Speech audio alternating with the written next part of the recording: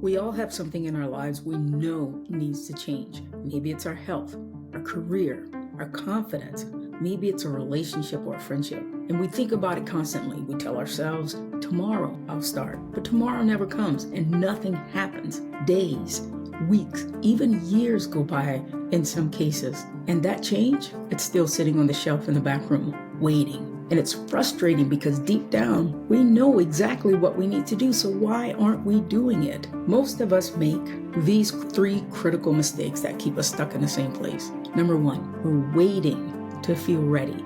We tell ourselves, I'll start when I have more time. I'll start when I have more energy. I'll start when the kids leave the house. I'll start when I have more money, more clarity. But the fact is, we never feel ready. And if we wait for motivation to strike, we'll be waiting forever. Because real change doesn't happen because we feel like it. It happens because we decide to start, regardless of how we feel. Mistake number 2, we think we need to have a perfect plan before we start.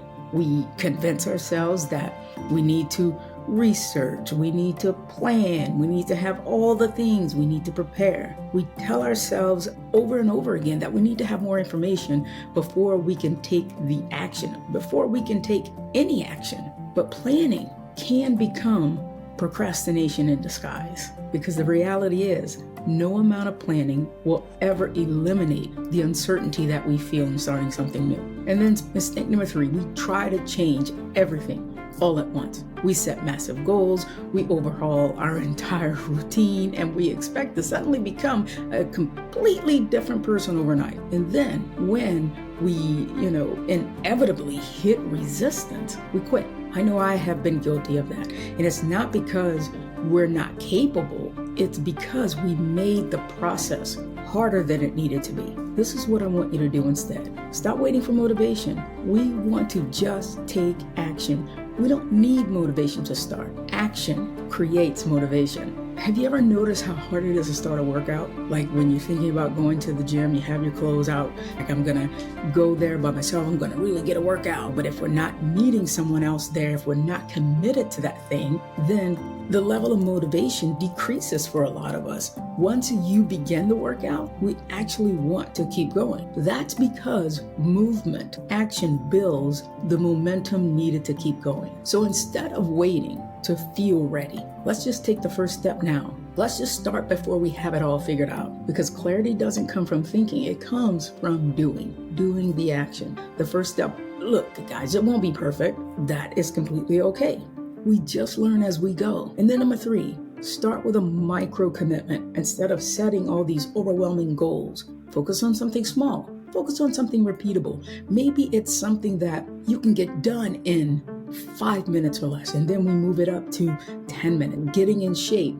Start with a 5-minute walk. Start with going to the gym for 5 minutes and just stretching and getting on the foam roller. Maybe you're going to get on the elliptical or the treadmill for 5 minutes. If you want to build a business, maybe write one idea down. If you want to grow your confidence, today, make eye contact with one stranger and don't be the first person to look away. Look at any successful person and we see these results that we're all looking for, but we don't see the small imperfect steps that they took to get there. Like for instance, the founder of Spanx, Sarah Blakely, before building that, it's actually $1 billion company now, she was selling fax machines door to door. And if you're young watching this video, you probably don't even know what a fax machine is. She had no experience in fashion. She had no experience in business or manufacturing. Instead of waiting for the perfect plan, she actually took action. And what happened was she used her savings to create this prototype.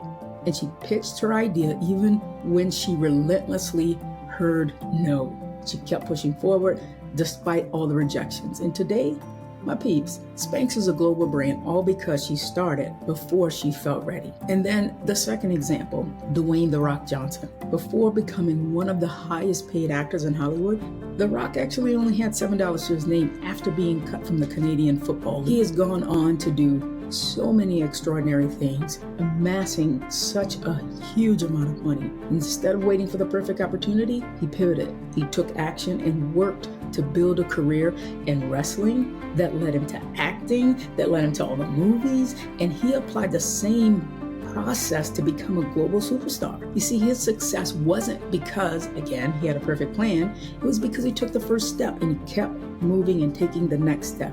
Both of these stories, both of these examples prove that waiting for the right time, it's an illusion. The right time will never come. We will never feel ready. The only way to create the future we want is to start before we feel ready and trust that we'll figure it out along the way.